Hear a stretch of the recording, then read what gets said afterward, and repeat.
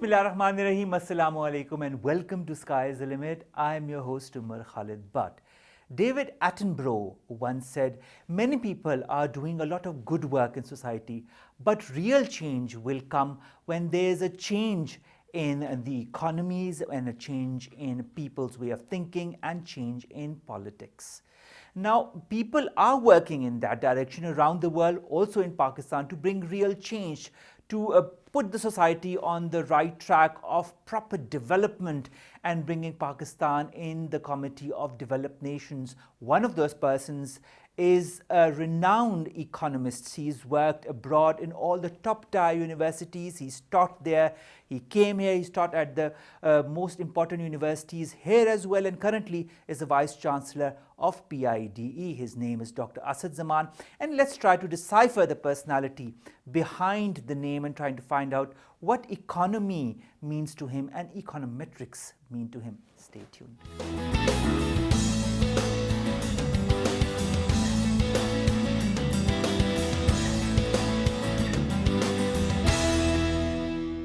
Welcome back. You're watching Sky is the Limit. I'm your host Umar Khalid Butt, and I've been now joined by the enigmatic yet simple Dr. Asad Zaman. Dr. Saab, thank you very much to have joined us, to have given us the time. You're most welcome.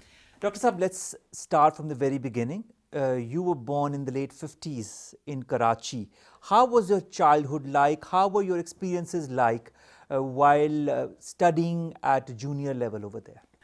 We had 5 brothers and we kept each other busy. We were young and adventurous, and our father was very affectionate and our mother was a little bit more of a disciplinarian, but she had a strong will of steel and determination, which we all captured, that if she wanted to do something then she would do it. My father had unique theories of education which I think were very important in shaping our... When you talk of unique theories of education, what were those? Well, one thing that he insisted on is that you should never be a conformist. Just don't do anything just because everyone else is doing it. And he was, so on many occasions I had to, because the desire to conform is very strong in children. So many occasions I remember that forcing myself to be different just to make my father happy.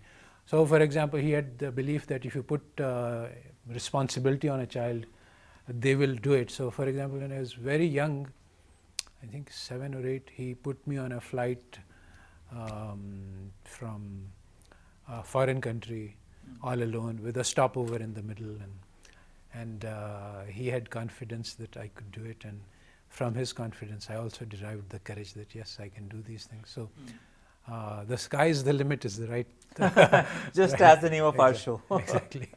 Sir, when you talk of the young age and giving confidence to children, that's very important, because in our society there's a lot of different mechanisms to teach or to educate children.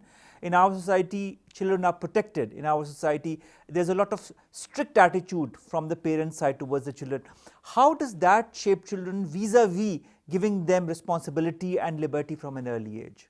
Well, I'm not in a position to comment on parenting because it's very diverse, but I have for past more than 17 years I have been dealing with students, and I think that the first problem that I face with students is to get them to believe that they can do whatever they can, because they can achieve whatever they wish to achieve, that there is no limit. Mostly the students have very limited ambitions and they have been trained to believe that they are second class, and they are, except for few leading schools, most students don't have the ambition to be the best in the world, for example. So that's what I try to instill in them, that inspire them, that wo fareeb khurda shahi. How long does that change take in a student who's shy, who has limited functionalities as to what his career might shape up to be? How much of an investment is needed from the part of a good educationist or a person like yourself for him to broaden his perspective? You see, it's a complicated process, but I have been successful in many cases. first you have to encourage the students, then it's not just words, you have to make sure that they actually do something and they have some achievements that they can pride themselves on. And our educational system is such that it's based on rote, so you have to actually change that, and you have to get them to take the risk of trying to learn something difficult and then failing and then trying again. That's difficult because learning requires failure, and if you're discouraged at the first failure that, oh, I can't do this, then and that's what happens when you don't have enough self-confidence, then you...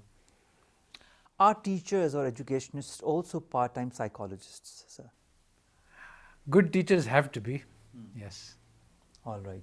So you finished your education, your high-level education in 1971 from Karachi, and then you proceed to the MIT in Boston at the tender age of 16.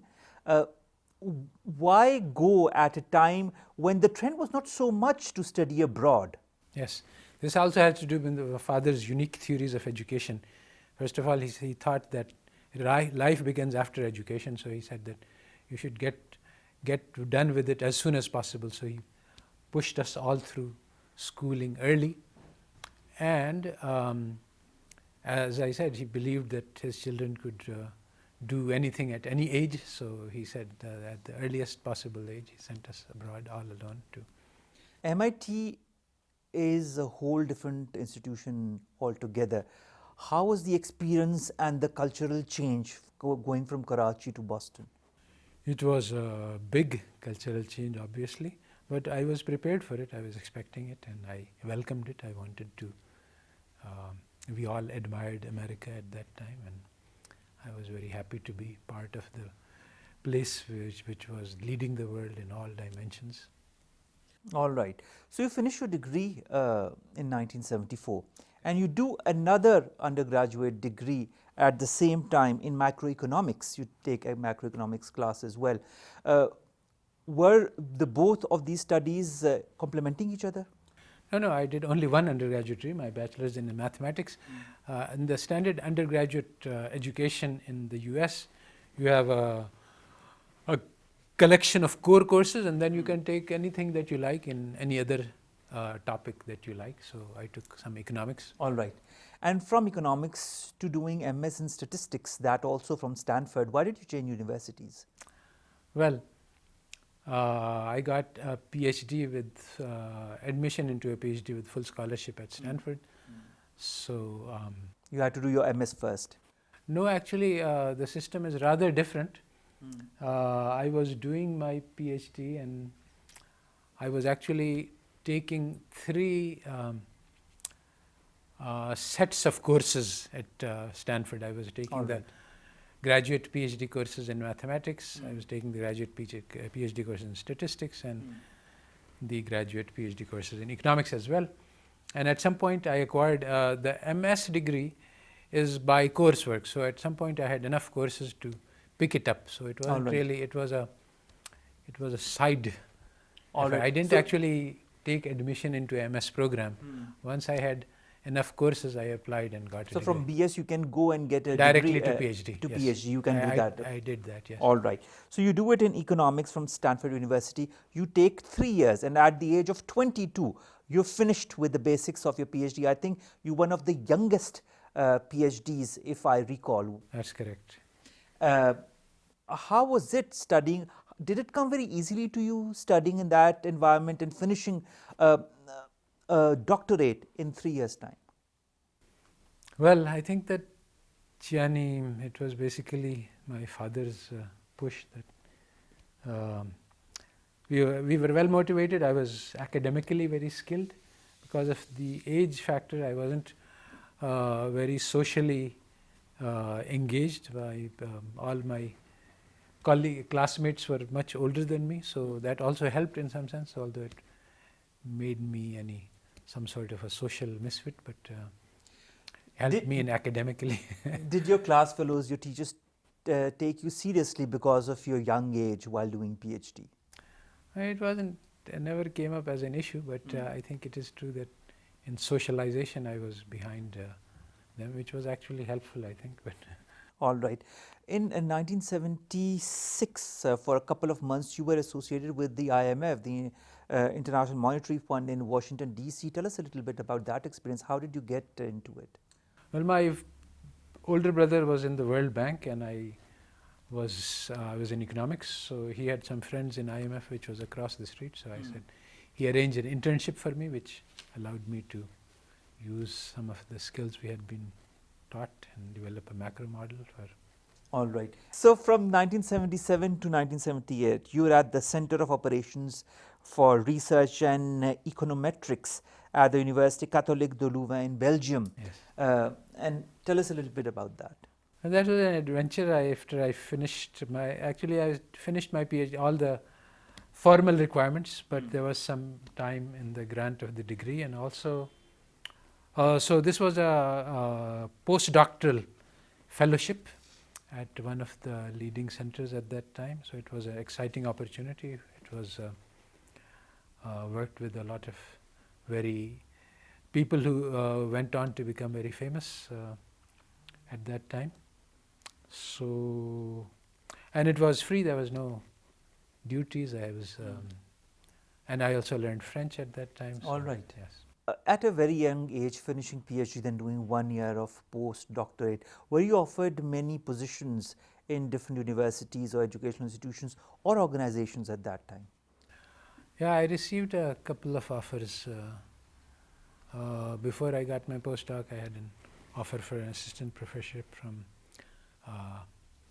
American University, but after I finished my postdoc again, I had several offers. And you went to UPenn? Yes, that was the top university at in which I had an offer from. And you were a visiting associate professor at that time. Which were the subjects? No, I was assistant professor. I left UPenn on leave to accept a job at Karachi. Also at Caltech. So that was when I was visiting. All right. What were the subjects that you were teaching at UPenn? I was teaching, actually, it's interesting, I was teaching the advanced econometrics course. Lawrence Klein, who was a Nobel Prize winner and econometrician, he was teaching the first course and I was teaching the second course in econometrics. All right. All right. You were also a visiting professor, sir, at the California Institute of Technology. Tell us a little bit about that, because you were doing UPenn and that at the same time. And two different subjects. Did it all come easy to you? Well, this was a opportunity to visit Caltech, which had a unique department in economics, and they made me a very prestigious offer, so I accepted it. And teaching students that was sometimes of your age, sir, yes. In the university, did it pose a problem as far as the teacher-student relationship was concerned? No, that didn't cause a problem. I was always teaching in graduate school, so our students were very mature. So undergraduate level, you have more problems like that. But all right. When you were there, you were offered the post of a national visiting professor at the Applied Economics Research Center in Karachi, and you take it up immediately. What were the reasons for you to take up that post? Because it was like coming back to your roots. That's right. Well, Hafiz Pasha was the person who was in charge of the center, and he was trying to build it up and so I felt that he was also a very charming person, and actually he was at Stanford right after I graduated. He joined Stanford, so we also had collegial ties. So when he invited me, and he made it appear quite attractive, and I thought that it would be nice for me to go back to my country, especially I had left Karachi at 16 and I had been away from home, so I wanted to see what it's like. All right. So you return, you are, joined again with your family and your childhood friends. When and how did marriage take place, sir? That was when I was doing 1 year in California, just before I came to Karachi. All right. So I was around 25, and for a long time my mother had been after me that you should get married, and I was weighing my options. And I decided that basically I realized that if I chose to marry of my free will, and if I chose to marry an American, that would mean that I would say goodbye to half of my personality, because I would have to adjust and become American, and I didn't want to do that. That means giving up Iqbal and giving up. So then traditional marriage was the... So it was an arranged marriage. Arranged marriage, exactly. All right, sir. Post-marriage, did your wife join you when you returned to the States? Yes, we got married in December 80, and I was there for 6 months in California. After that, we went back to Pakistan for a year at the National Visiting Professor at ERC. And you stayed in Karachi for a year? Yes. But you continued to be associated I was on leave from University of Pennsylvania at all this time, so we went back to, after my National Visiting Professor ended, then I went back to UPenn. When you were teaching at Karachi, what kind of changes did you see in the educational system that you wanted to implement from the States there? I wasn't actually, the center was a unique place. Hafiz Pasha was very dynamic, and he was, we were running a econometrics program. In fact, I taught econometrics to a lot of students there, and a lot of them have gone on to become famous. One of them is joint director at the State Bank, another one in the World Bank, and so. So tell us a little bit about econometrics. A lot of people, even our viewers, might not know what that means. We know what economics is, what economy is, but what is econometrics? Yes, that's a good question. Well, econometrics is uses real-world data and statistical models to get a quantitative approach to economics, and this is the kind of thing that the State Bank does when tries to decide that what should the rate of interest be at the basically if you want to forecast that how much whether or not the budget deficit is critical, for example, and whether our exports are growing at the right rate, so how much is needed. So for that you need quantitative calculations. A lot of research as well. Exactly, and there are lots of very complex interactions between the different variables. So those are captured in models and then used to extrapolate the future. So that's basically. All right. And you were passionate about econometrics. You still are, I can see that. Well, actually, I have learned a lot of things about econometrics that in general the methodology for econometrics is not very sound, and so in fact what is being taught and studied all over the world uses methodologies which are fundamentally flawed, and this is surprising. I mean, because and so part of the goal is actually to impress other people into believing things. There's this famous book called Confessions of an Economic Hitman, in which a man shows how he went to the to countries and sold them loans, that you should take this loan, and by using an econometric model you can show that this will be very beneficial for you. In fact, when the thing is very harmful. So one of the famous books in statistics very early is called How to Lie with Statistics. So econometrics is also a tool which can be used to tell very sophisticated lies. All right. That's an interesting concept, and I'm sure that the more you delve into it, the more you understand it, and the more you can use it either to your benefit or to the benefit of others around you. So coming back to your professional career, you said you remained 1 year in Karachi and then you returned to the States. After having being associated for 6 years with UPenn, you were offered the post of associate professor at the Columbia University. That's correct. Tell us a bit about what you were teaching there. Well, as in the USA, there is a lot of specialization, and basically people are encouraged to specialize by the system. So I was in econometrics, and I was teaching econometrics mostly at Penn and also at Columbia. All right. While teaching, did you get any offers from major organizations or from NGOs maybe that were based in the US, or even organizations that were economically leaned or maybe based on that? Did you get good offers there? That a lot of people tell us that they got very good offers that were mouth-watering, but they refused them for one reason or the other. Did that happen to you?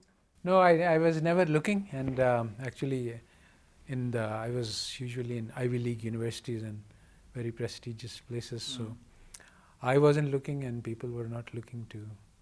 All right. I was reading through some of the interviews and biographies that have been published in your name. You said that a huge change came in you as a person in the late 80s, if I'm not wrong, as far as your beliefs were concerned, because those beliefs had changed in the beginning when you went to the States and then they reverted. What was all of that, sir? Could you, in a few words, tell us that?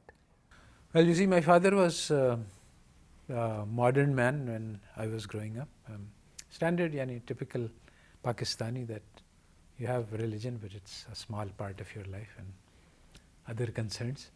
Then later on, when I was at MIT, there was a big change in father. He went for Hajj and then he became interested much more in Deen, and he joined Tabligh and he did a lot of things, and eventually he settled on Tabligh as the sole source. So he then started inviting us towards being less materialistic and more oriented towards Deen, but it was too late at that time for all of us, in the sense that our basic childhood had passed without much concern for religious affairs. But then, because Abba was in Tabligh, and Tabligh actually offered alternative to the modern lifestyle. All other movements that I saw, they were compromises with modernity, but Tabligh was uncompromising. And so I thought that's good, that if there is something different from modernity, then I want to see what it is like. And so I went a few times with a few Jamaats, and I realized that this is a completely different way of looking at life, which I hadn't seen before. So then I explored it more and more, and it became more and more compelling for me that this is the question which my MIT professor had not been able to answer. All right. And then I had forgotten that there was such a question. I had gotten busy with mundane things, that living life on a day-to-day basis, eat, drink, and be merry. And is there a purpose to life? This question doesn't arise anymore. So you forget that question. So that big change came in the late 80s. Yes, All the right. early 80s, I think. All right, the early 80s. And where were you at that time, sir? I was at Columbia. All right. When that change came, so was it difficult to adjust to your environment in the United States? It was a very gradual and slow process with no very clear markers. All right. So, although one thing that I did do, that is because of, again, my father's training, that non-conformity, I felt that I should wear my national dress. And so I was teaching in Columbia and Penn in Pakistani clothing, and that did make me stand out. And basically it was partly non-conformism, but also that I'm not a follower of your culture. I wanted to declare my independence, basically. All right. And from there, sir, you were offered a post in Ankara, if I'm not wrong. Yes. Why go from one continent to the other? Well, now you see, that was after I started very gradually my journey towards Islam and becoming more and more. So my wife was from a very religious background, so she was always very religious. And so at the time of marriage, she was much more religious, and she was very upset that I wasn't very regular about my prayers, and but she didn't, of course, express this to me at that time. But gradually I caught up, and we were on the same page with respect to religion. So our children were all three of them were born in the USA, and by the time the eldest reached 5, we were concerned to give them a religious education. It was very difficult to do so, and there were a few Islamic schools there, but and the atmosphere in the general public schools was going from bad to worse, with drugs coming from high school to lower school and many sorts of difficulties. So at that time we started looking to move to an Islamic country. And at that time you were with the Johns Hopkins, if I'm not wrong. I had moved to Johns Hopkins from Columbia, yes. And tell us a little bit about your experience at Johns Hopkins, sir. Basically doing the same thing as I was in academia. I was teaching econometrics, advanced econometrics courses, and to PhD students. All right. Which of the experiences would you, in the States, would you quantify or qualify as your best among all the universities that you've been teaching in? Well, all of the universities that I taught in were in the top 20 definitely, and they were all very similar. They were highly competitive, very cutthroat research orientation, and fiercely competitive. The only place where you had some, California, the Caltech University was nice and friendly and congenial. People knew each other as friends. Otherwise, it was a very strict. All right. Cut to 1993. You move to Turkey, to Ankara, to teach at the Bilkent University. Yes. Now there's a change in atmosphere. Your kids that were studying in a US environment all of a sudden change in a totally new, not very alien, but a different environment. How was it for the family and for yourself in adjusting there? Well, both my wife and I learned Turkish very quickly. All right. About 6 months to a year. My wife got a job at the Bilkent University dispensary. She was a doctor, and so she was a student clinic. And my children were going to the Pakistan embassy school, so they adjusted fairly well. All right. So, all right. And 6 years you spent yes. In Ankara. How would you term that experience? Well, that was a very interesting experience because Ankara was a very divided society. There were secular group which were very strong and very much in power, and at that time Erbakan came into power, which caused a lot of distress to the secular people, and so army engineered a coup, and there was a crackdown on religion. And although our rector at Bilkent was very tolerant and lenient man, but the general atmosphere of strong anti-religiosity caused us some difficulty, and so we moved back to Pakistan. All right. At the same time, you also finished your first textbook on econometrics, sir. Correct. Was it an interesting or difficult experience, writing a whole textbook while teaching, while taking care of your family and kids? Yeah, it was a difficult experience. It took much longer than I had anticipated, and it had a lot of impact in the sense that you see, in the USA there's a strong bifurcation between theory and practice, and I was a theoretical econometrician. So in the course of writing this book, I said, well, let's see if this theory works in the real world. We had been given the misleading impression in academia that application is a trivial matter, the theory is the real thing. But when I went to try to find realistic examples, I found that this was very difficult, and it took about 10 years for me to write, incorporate all of these real world examples, and I learned that the real world is not like what the theory tells us, and that was a big lesson for me. From that point on, I started to diversify. Instead of the narrow specialization that I had been taught. But you must have had a great high when this first textbook was finished and printed and it came out, something that you had been working for so long.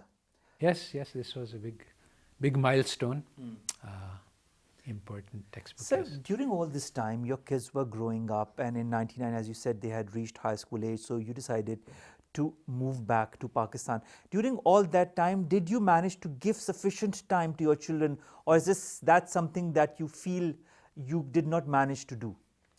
As a father or maybe as a husband, did you manage to give enough time to your family? Because you were doing a lot of work, sir. Yes, I think that this is definitely true, that in a modern life one is taught to value career and money much more than family, and correspondingly I did make this mistake. So in retrospect, I would definitely true that I should have given much more time to my family, but I think I was not entirely neglectful. I didn't sacrifice the Who family. was the disciplinarian, you or your wife, sir? Actually, neither one of us were very disciplinarian. We were both very indulgent parents. We used to, and that's not really a good thing. One should do more discipline. But looking at the kids, sir, how they've grown up and how they've taken careers that I've taken them all around the world, I think you and your wife have done wonders as parents. Alhamdulillah, it's the blessing of Allah. I'd like you to tell us a little bit about what your children are doing now. Yes, my eldest daughter is Mariam. She finished her PhD in anthropology from Michigan State University, and then from University of Michigan, I think Michigan State, and then just last year she got a job as a assistant professor in New York. All right. And just last year she got married, and her husband is now an engineer. So they're both in New York. All right. And the other two children, sir? My second child is my son Talha. He finished his bachelor's from LUMS, and then a master's in computer science from University of North Carolina, and then he got a job with Google. Oh, all right, sir. And then he joined a startup, and then he got married, and his wife was actually working in a university in a research center in Germany. So he moved to Germany. All right. And currently that's where they are. That's where they are. And the youngest has just finished her MBBS. Has just flown from the nest. She just finished her MBBS last year, and she got married about a month ago. All right, mashallah. That's great. You see, you've been great parents. All three children have flown in respective fields, not related to yours, but have gone into different fields. Were you ever inclined that one of your children takes your field or takes up what you have done as far as education or economics or econometrics is concerned? Well, not. Generally speaking, if people come to me and ask me, should I study economics or econometrics, I tell them no. There are many more important and worthwhile things to study, and currently what is being taught in these areas is highly deficient. Basically, this is something which has been widely realized after the global financial crisis, that economic theory that we study today isn't worth the paper it's written on. So actually, I am in process of trying to launch a revolution in teaching of economics. Oh. And I'm teaching, in fact, this semester a course in which I'm saying that everything that they're teaching at Harvard in the micro and macro courses, the standard, is wrong, and why it is wrong, and how Islam actually provides us with better answers to economic problems of man. That is a very interesting topic that you've just raised, the relationship between science, economy and Islam, that a lot of people forego or don't try to understand. Why is that, sir? Is that the influence of the West, or is that we have kind of lost touch to our roots of those great Islamic scholars and mathematicians and economists that were there centuries ago? Well, that's a deep and complex problem, but it lies at the root of the problems that we face today. I think that basically 3 centuries of being defeated in numerous battlegrounds has put us into shock and awe of the West, which means that whatever they say we accept without questioning, even if it goes against our own intuitions and our experience and our knowledge and our heritage, because we say that, well, they are the world leaders, so we have to follow them. And in this we make many mistakes. I mean, obviously they have some good things, but they have also done some very bad things. And if we just blindly follow, then we will not be able to. All right. So that change, do you feel, how long will it take to be implemented or to come, and for the masses and for those in the power or those who can change or bring about a change? How long will it take for them to absorb it and implement it? Well, basically, as it is, economic theory is designed to protect the interests of the powerful. So there will be a strong resistance to making any change. And in fact, post-global financial crisis, people had expected that the economics profession would react and respond and make changes, but in fact nothing has happened. The same theories that were being taught before the global financial continue to be taught. The same wrong models which led to the crisis continue to be used. The same bad financial structure, institutional structure continues to operate. So change has not taken place because this structure is very beneficial for the rich and and powerful, and it's very harmful to the poor.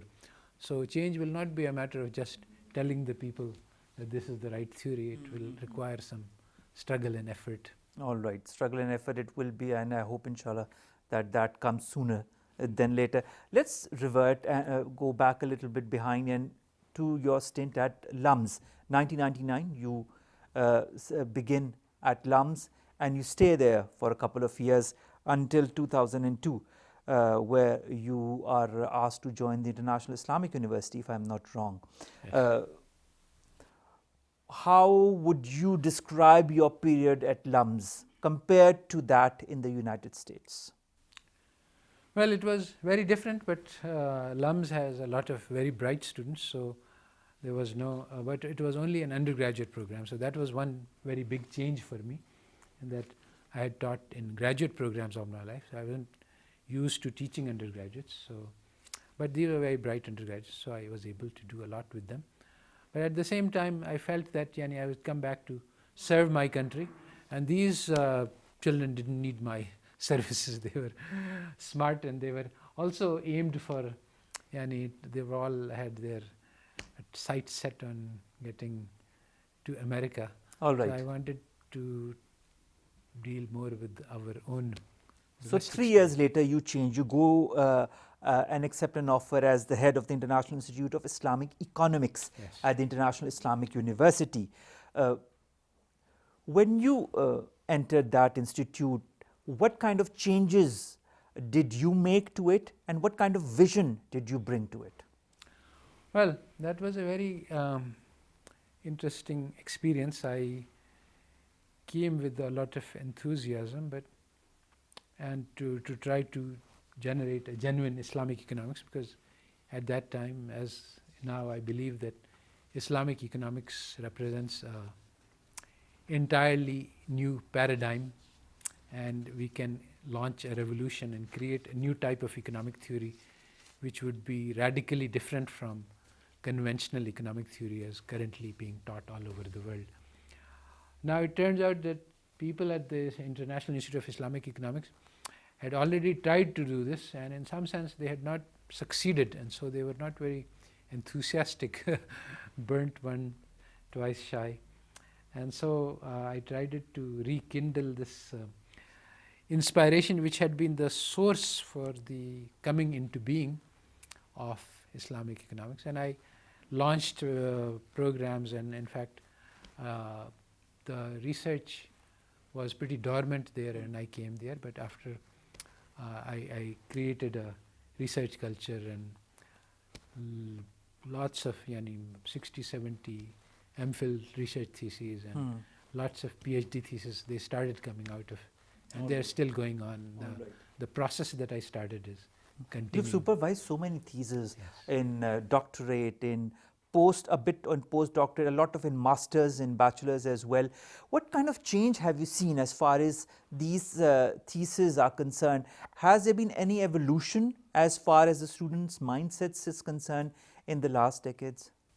Absolutely. I think doing a good research thesis is creates a change in the student, gives him the confidence and the ability that I can do innovation in the field.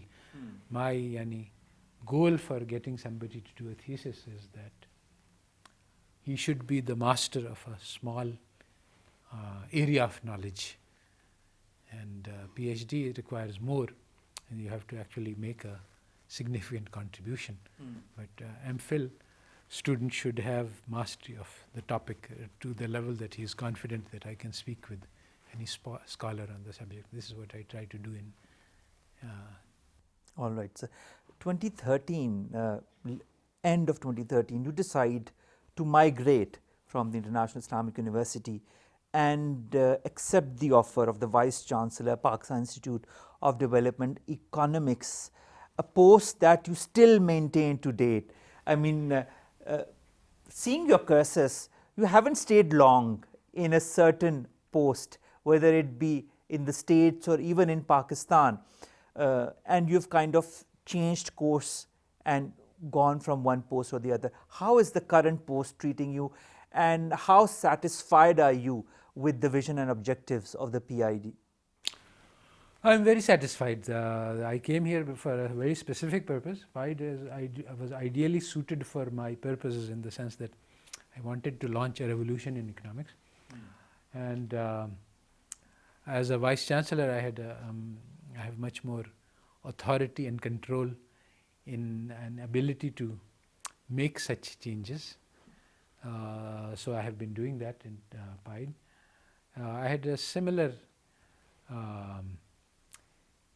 opportunities at Islamic University, and I was doing that there too. But I think this PIDE is more influential on all over Pakistan, and also I wanted to. Many people keep confusing.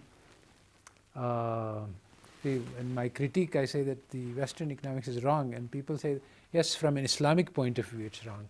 It's wrong because 2 + 2 is not equal to 5. Now, as a next step, what should we do as a replacement? So people were confusing the message that I was giving. You wrote a book on Islamic economics in 2012, a survey of the literature. Yes. What did you write in it? I mean, because it's of course based on Islamic economics, and you were just talking about how people kind of talk about the differences in the Islamic and the Western economics and their theories.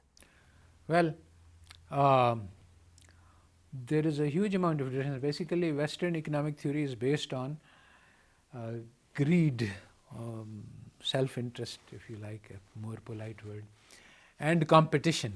But Islamic economics is based on generosity and cooperation. So it's really the opposite principles which are used to organize society.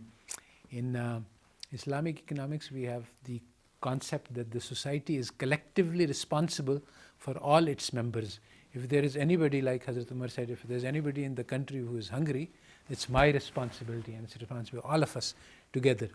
In the capitalist economic system, we are all responsible only for our own selves. And actually, one of the philosophers of capitalism, Gautier, said that nobody has any right to my property. If a rich man is feeding crumbs to the dogs and a poor woman is starving next to him, he has no moral obligation to feed her. He can, if it makes him happier to feed his dog, he should. So this is the extreme opposite of responsibility that Islam tells us about. What changes, what have you brought personally and professionally to the PIDE, sir, in all this time to date, in your point of view? Well, restructured a lot of courses. We have I have any.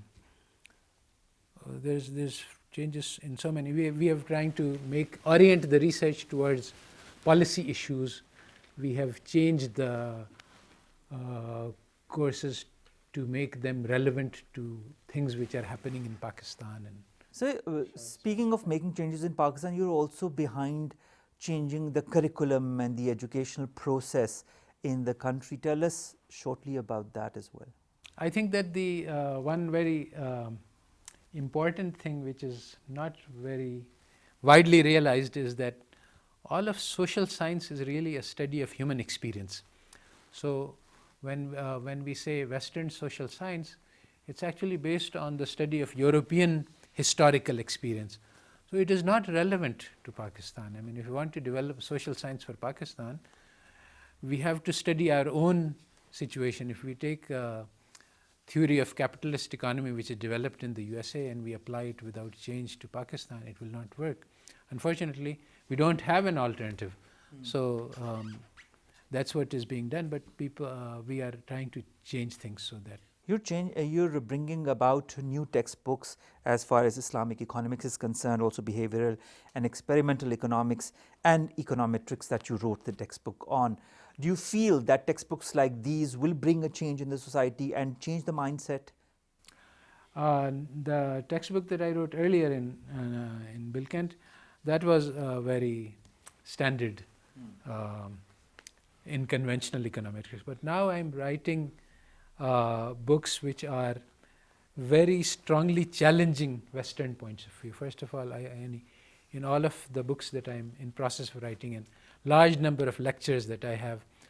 You've got 80 publications almost to your credit. Yeah, publications, but what I'm doing these days is I'm recording all of the lectures that I teach in the course and I make them freely available. And these lectures, I always start by saying that, look, what the West defines as knowledge is different from what Islam teaches us is knowledge. And so once we shift these parameters, then how do you achieve this knowledge? This is also different.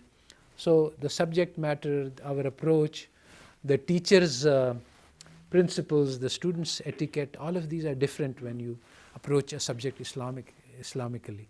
So even I have a course which is called Introduction to Statistics and Islamic Approach. And even I would have been very surprised if somebody told me this title, because statistics is all about numbers. What's Islamic or non-Islamic about that? But it turns out that if you think about the subject from an Islamic point of view, there are lots of insights that you get into it which don't occur in the Western approach to the subject. All right. So you've gone to different conferences nationally and internationally.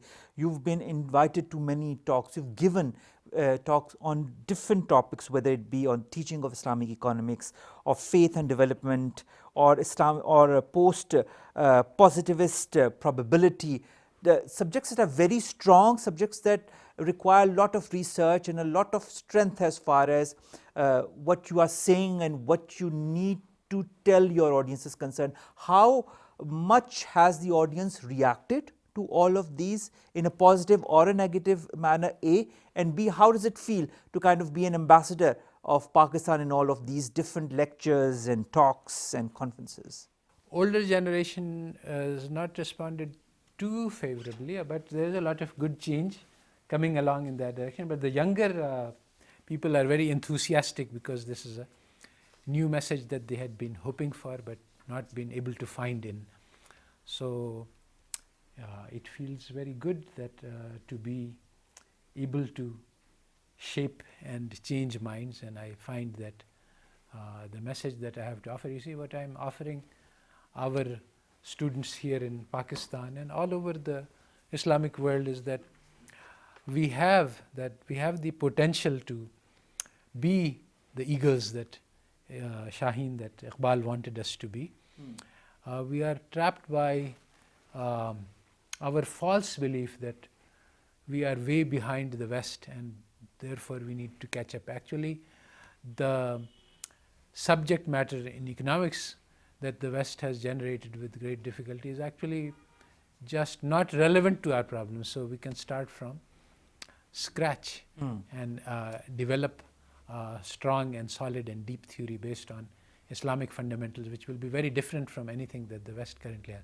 So we can make a contribution to the world. In fact, the world is searching for solutions to economic problems to which our traditions offer solutions. But unfortunately, the Muslims are so much in shock and awe of the West today that they are not looking to our heritage for solutions. They think that because the West has invented rockets and atom bombs, they can't be all that bad in economics. So this is this problem that you lump all the expertise together, that if somebody is very good at physics, then he must also be a very good husband. All right. All right, sir. Finally, you've been a teacher for such a long time in the States, in Turkey, in Pakistan, currently also in charge of a PIDE, the Vice Chancellor of the PIDE in Islamabad. To the students in Pakistan, to those who are listening to our program, what is real knowledge? Very good, because actually today, you see, Macaulay said a very famous statement that if you take a single bookshelf, an educated European, all of the books in Arabic and Sanskrit cannot match. And what he meant was that if you look at the scientific knowledge, mathematics and technology, of course what he was not familiar with was that those books were all actually translations of Arabic books which have been used in Europe for teaching for an hour or so, for a century or so. But anyway, that's not relevant. What is relevant is that in the West, the misconception arose that scientific knowledge is the only valid and superior type of knowledge. But actually, the only valid and superior type of knowledge is the one that teaches us how to live, how to be better persons. And this is the question to which my history teacher had no answer. And this is the question that Islam provides us an answer. How can I be a good person? What is the potential that is buried within the human heart is much more than the potential that is buried within an atom to explode. Now you can learn physics and learn how to make an atom explode, but how can you turn the heart of a human being to achieve the potential which is infinite? And Allah Ta'ala said in the Quran that if you take one life, it is as if you have taken the whole of the planet. So this is not an exaggeration. It means that every human being has the potential to change the whole world. So how can we develop this potential? This knowledge the West has nothing about. So if you take our heritage, this teaches us how to become human beings. Right. And that is something that is the most important, and that is something on which the West has no guidance to offer. And this is the most important type of knowledge that we need to be.